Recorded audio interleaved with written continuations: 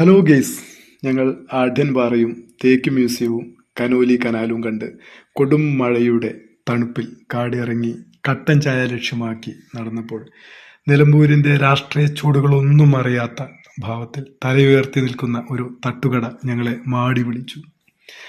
ഒരിക്കലെങ്കിലും തട്ടുകടയിലെ രുചിക്കൂട്ടിൻ്റെ സ്വാദ് നുകരാത്തവരായി മലയാളികൾ കാണില്ല.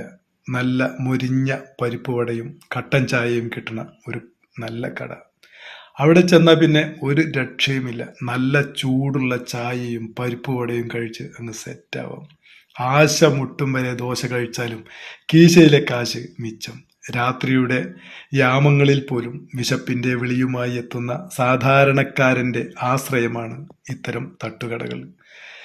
തെരുവോരത്തെ തട്ടിക്കൂട്ടിയ ടാർപ്പായ ഷീറ്റിന് താഴെ രണ്ടറ്റം മുട്ടിക്കാൻ പാടുപെടുന്ന പ്രവാസികളായ പാവം ജനങ്ങളുടെ താങ്ങും തണലുമാണ് മിക്കവാറും ഇത്തരം തട്ടുകടകൾ.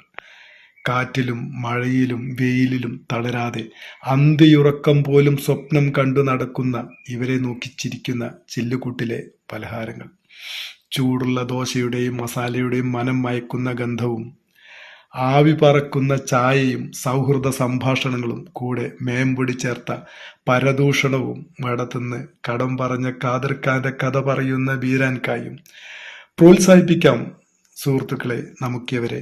കാണാക്കയങ്ങളിലേക്ക് മുങ്ങിത്താഴുന്ന ഇവർക്ക് ഒരു കൈസഹായം ഇത്തരം ചെറിയ ചെറിയ യാത്രകളിലൂടെ നമുക്ക് ചെയ്തു കൊടുക്കാൻ സാധിക്കും. തീർച്ചയായും മലയാളികൾ എല്ലാവരും ഏറ്റവും കൂടുതൽ ഭക്ഷണത്തിന് ആശ്രയിക്കുന്നതും ആഗ്രഹിക്കുന്നതും ഇത്തരം ചെറിയ തട്ടുകടകൾ തന്നെയാണ്.